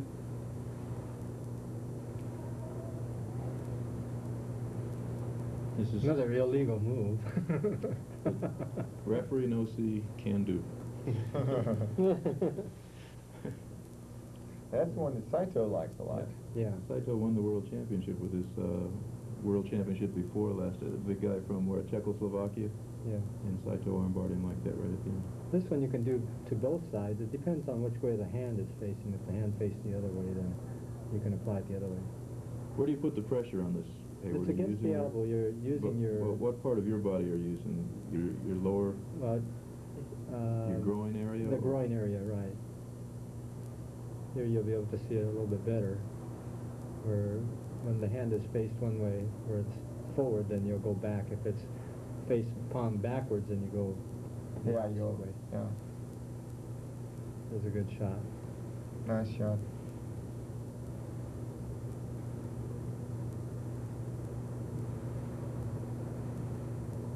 I think they call this ashikatame now. Mm-hmm. But It's a good description. I had seen this back in 1958 when I accidentally did it on my partner when I was trying to take away his arm from the side. Yeah, when you consider that you have two legs you can use as arms, it sure adds two more variables to the equation. Yeah. And when you watch someone like Gareth Brown play, it looks like he has four arms. Yeah, and then you really know you're... This is what's more or less now called the Neil Adams series. Neil Adams did this so well.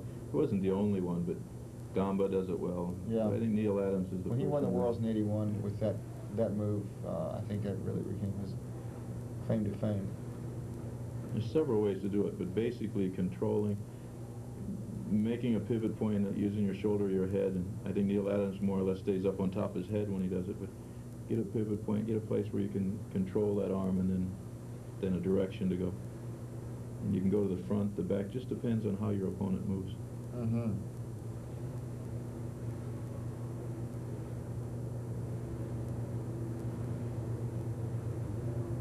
This ends up in more or less the traditional, Yeah. the one just before the traditional Jujigatami where the leg didn't cross the body.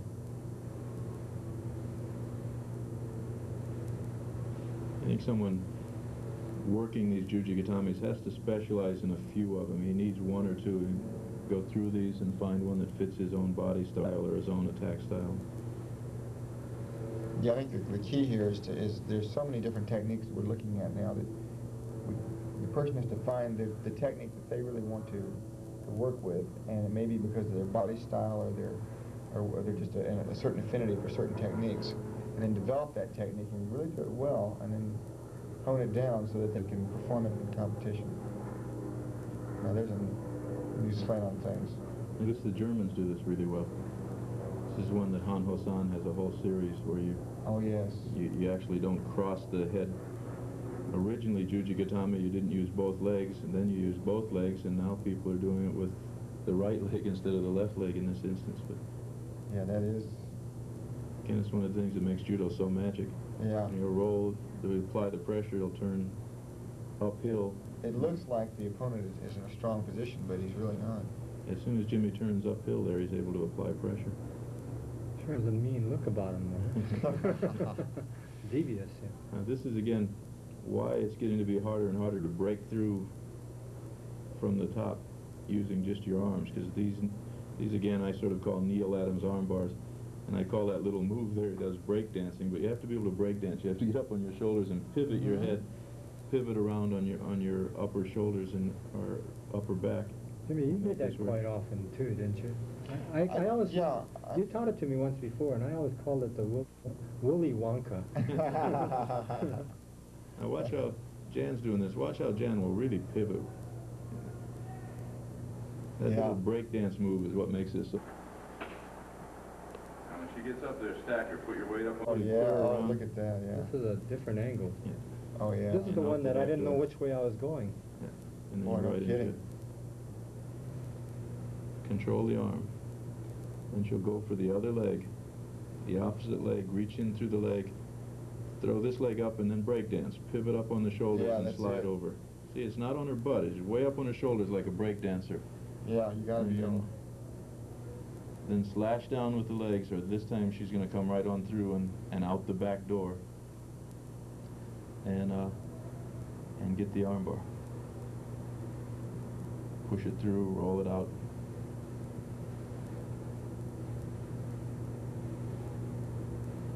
Now pressure comes, Hayward rolls forward. You're going to be right back in Jujigatami.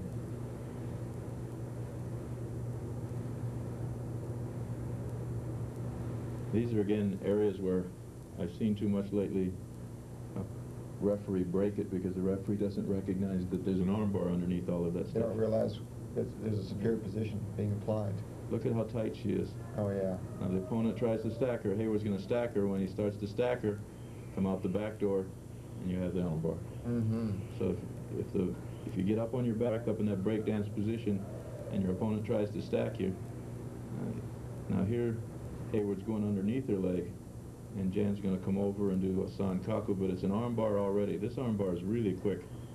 And you can't roll the person over now. They're arm barred before they ever start to roll over.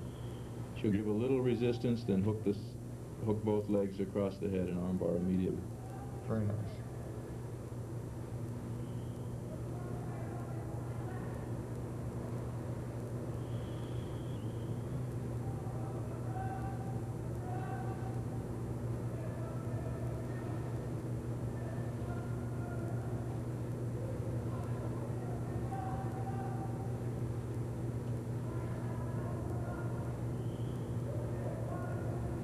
Position.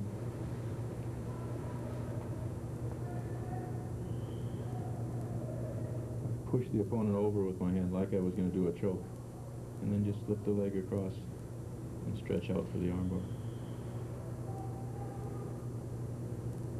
So many ways to armbar. It's such. You just have to attack. If you set and wait in modern judo, if you set and wait for something, you're going to lose. It's going to pass you by.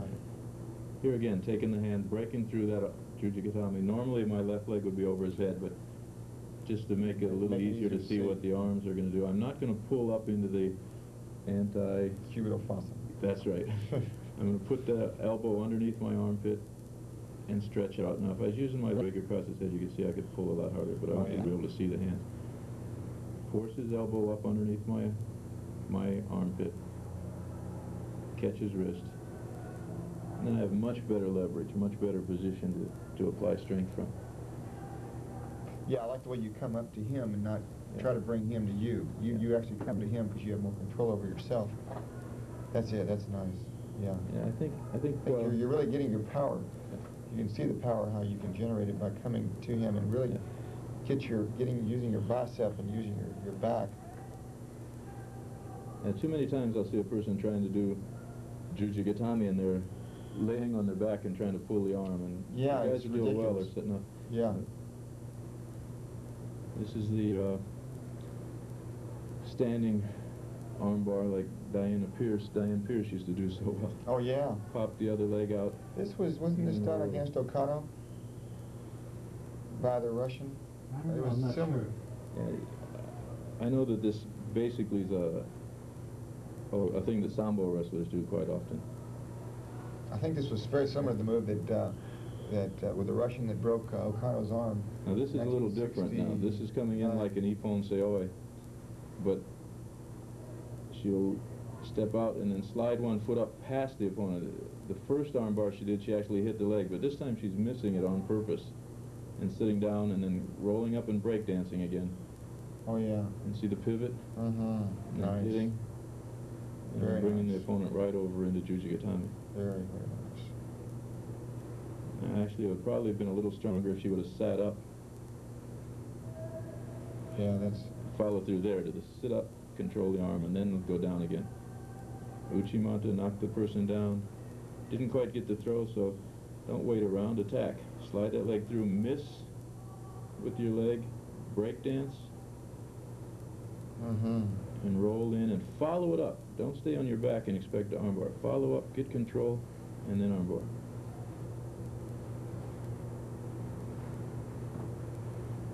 Didn't have moves like this when I played. No, this is advanced. That's good because I was never flexible enough to do that. But how long do you think these individual techniques might take a person to learn? One of the things I found about judo, and correct me if you think I'm wrong, but the groove of a standing technique like an Uchimata takes a long time, but a mat work technique can be learned fairly fast. Do you think so? Oh yeah, relative to Tachiwaza, it sure can. This move, I don't want to interrupt, or I do want to interrupt, but Yeah. I saw this in the Olympics again. This kid from New Zealand won some matches with this.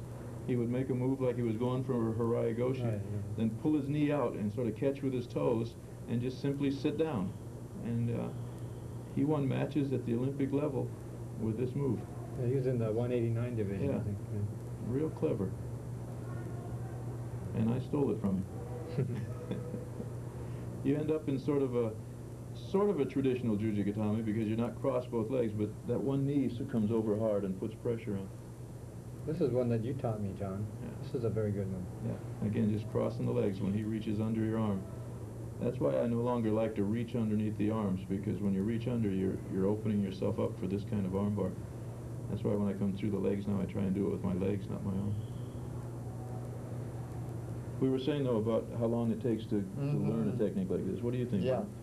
I think that the way you can train now, we're using situation training where you go to the point where you're just to the critical point of the move, and you say hajime, and you actually try to do it under a realistic condition. If you try to wait for that position to occur by accident, it may take a long time to learn it. But if you can, do your drills and then do a situation drill, I think you can learn it much faster. But I think you're right. Standing techniques, there's so much more subtlety to a standing technique. To learn it takes a lot longer. And I think you can do the newaza and much quicker if you just have some basic fundamentals and you can follow a tape like this and follow it through. I think you can learn it much quicker. And one thing I might mention here, too, for the people that are viewing, that if you see a particular move that suits your fancy, you should just run that portion of the tape over and over and over. In fact, take the tape to the dojo or to an area where you can have access to some area to work on the technique with a partner and to go over it and over it until you do finally become accustomed to that technique. Every time you watch one of these, it's almost like doing it. You see it, and it just becomes part of you, like cyclocybernetics. Yeah. Once you do see it like that and you can visualize it, then you can begin to start, doing it in a training situation, and in a situation drill where you actually try to attempt it with your opponent resisting you. I think you can really learn a lot faster where the weak spots are if he is actually resisting you at a certain point in the movement. But you need to be able to get to that critical point before he resists, so that you can learn what the critical elements are. Mm-hmm. I used to like to do this a lot. I would duck under, and when the person sort of relaxed, I would end up in wakigatami. And again, this is not illegal because I didn't throw myself to the ground with it. As long as I take him down with control, it's very legal. This is one that Igor showed me, and it seems to work real well when the person has his arm extended out and you surprise him. You sort of cradle the arm and you have your hands right on the back of the elbow joint.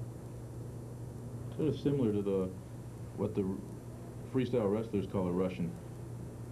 They'll call it a grip or the same grip from the other side of Russian. Well, it's very apropos if it's, you know, called a Russian, since Igor Zatsevin is a Russian.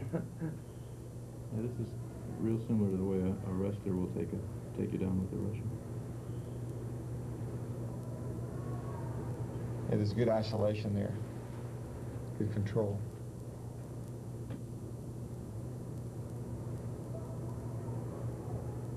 Yeah, I think keeping the turning process there, I think, really makes it effective. Udegaeshi. I think a real strong grip with your left hand, really holding that position. Again, that sit-through movement's a fundamental movement that a lot of judo players don't know how to use that leg and sit through with it. The important point here is that you have to turn a second time once they're down in order to get the arm bar. Yeah, that's it right there.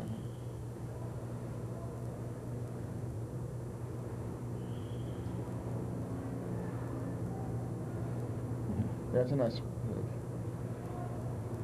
I learned this move from a Jean LaBelle book a long time ago. A book he had Yeah. on judo a long time ago. Remember that book? Yeah, I have it at home. I don't even remember the name of it anymore, but this is a book he wrote way back, and I would come from Ushido I think it was a judo handbook. Judo handbook, that's what it was called. Yeah, I use this quite often. I would use it straight from, you do it from Kamishido, but I would just do it from Ushido Keisa. I like the Ushido Keisa, and if I started to lose it, again, like you said earlier, never give up a good pin if the clock's going, but if you start to lose it, and he started to roll me out of it, I would just...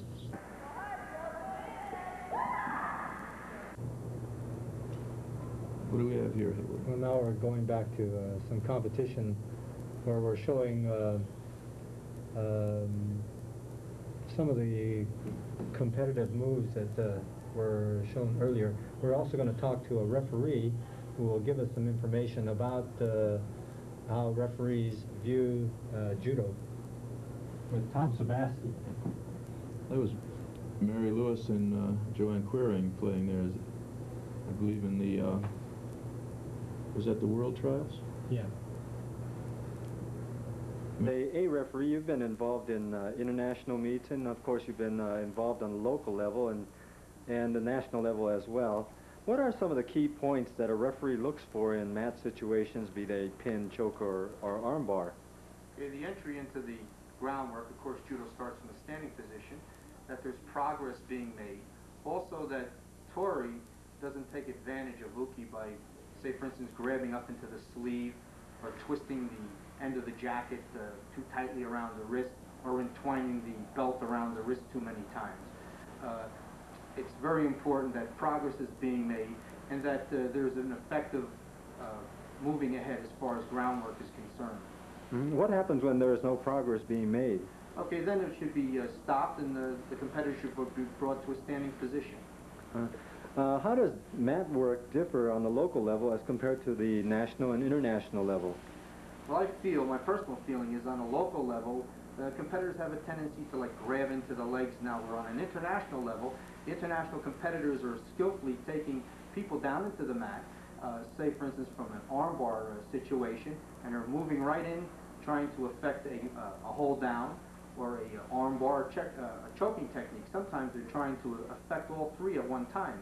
It's a very high level and a technical type of judo going on right now. And do you feel that some competitors try to use up the time with their mat work instead of attempting entries, such as throws, pins, chokes, and arm bars? Yes, this can be a big disadvantage to a competitor where, again, he's not making any progress. He's using up the clock. He can be put, at a disadvantage in losing a match where he doesn't make any progress by using up the amount of time that he could possibly get from a score standing. Thank you very much, Tom. Most people are teaching, everybody I know is teaching to come this way. When I come this way, my little finger is still towards the bottom, so it's still this arm bar, right? But as soon as I come this way, my little finger goes up. As soon as my body hits here, it's up, right? Yes, you go. I've got your arm. Yeah. I come underneath the leg.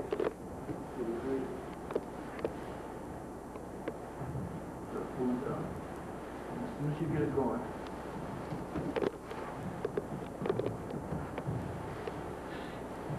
And that's when you have least control, is when all of a sudden it moves. So it's like this, and when it moves, try and move this way. You got the control.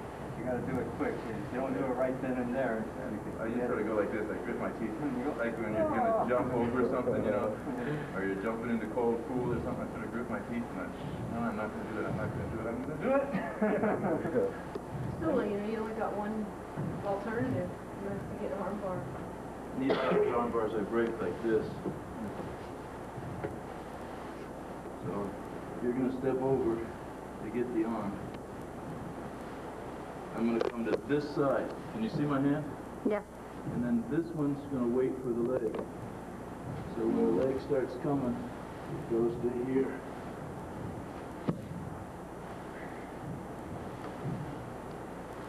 Wait a minute, take that. That's the arm you've got, so this is the one I wait for the leg. Here. Now when you start to pull it, when you make the roll, maybe I'll come right on. Turn the racket.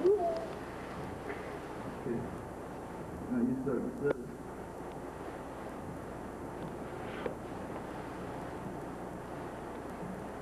Absolutely no defensive line. So, when he does it, I've got to get an arm into here. Yeah. And so this is the side that's parallel, and that's the side that it's going to come on. If I feel it's going to come on this side, I'll just put this in. A minute, and then just let me pan all of you. Okay. My life started. Yeah, I would say that judo basically is like a breakfall, like a circle.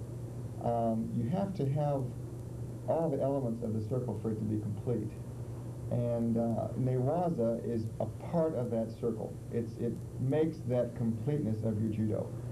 So you must learn the fundamentals of Tachiwaza. And you also must learn the fundamentals of Newaza as well.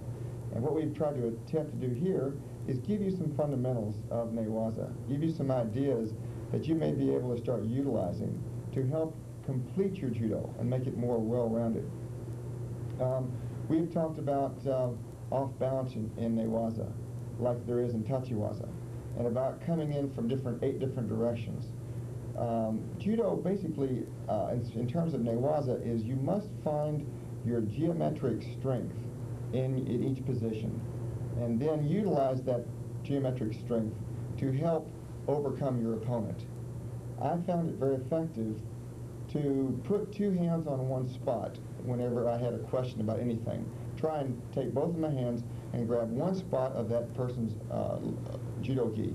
In doing that, it would give me enough time to either think about what I was going to be doing or defend him in that particular position.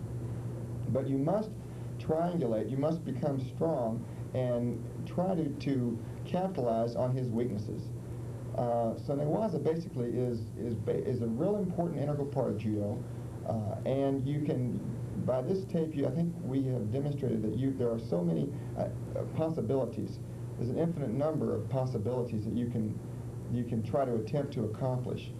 Once you find moves that you like, you should take them and drill on them until you can do them in your sleep, until you can see them in your mind's eye.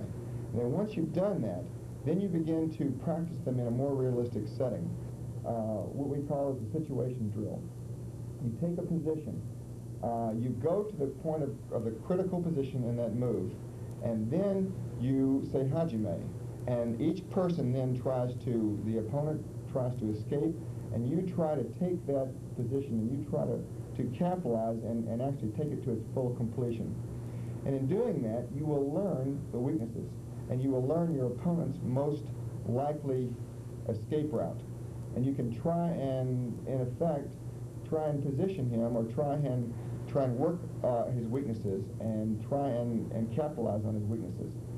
But by doing that, it's like Uchikomi, you've got to practice it. But I think you'll be able to see some pretty good benefit by your practice, because Newaza, I think, does you can accomplish more proficiency quicker with Newaza than you say could have with your Tachiwaza. And I think you'll really enjoy your judo a lot more.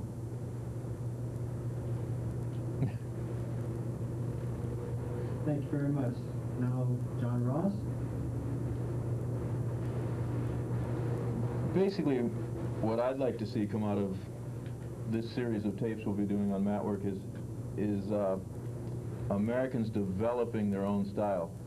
Through the history of American judo, we've been mimics. For a long time, we tried to do judo like the Japanese did it. Then we tried to do it like the Europeans did it. And when we looked at techniques here, we said this was the way Gamba did it, and this was the way Neil Adams did it.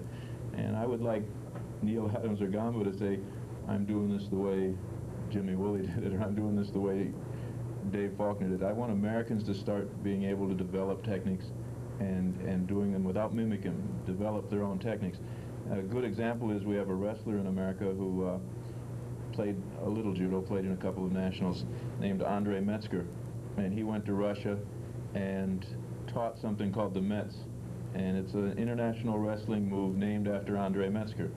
And now it's done by the Russians, the Cubans, the North Koreans, the South Koreans. And when I worked with the Cubans last year, they showed the move. I said, what do you call that move? They said the Metz. Now there's a move done by an American, taught by an American, and Americans don't know what it is. Cubans know what it is, Russians know what it is, but Americans don't know what it is because we haven't been able to get the information out, we haven't been able to show these things. And I hope with a series of tapes like this, we're going to be able to develop really dynamic judo players. Show them the basics, show them the way Neil Adams and Gamba did it, but then let them not copy this tape, but use it to make their own judo. And then Americans will hopefully win gold medals. Okay, thank you very much. In speaking of judo techniques, I believe that ultimate factor is mat work. Well-planned techniques through mental and physical training result in not just readiness, but in dominance, preparation, an aggressive attitude, upper and lower body strength, a refined knowledge of pins, locks, chokes, takedowns, escapes, and a positive mental attitude toward winning are necessary for superior performance. The deliverance of performance is the approach to excellence.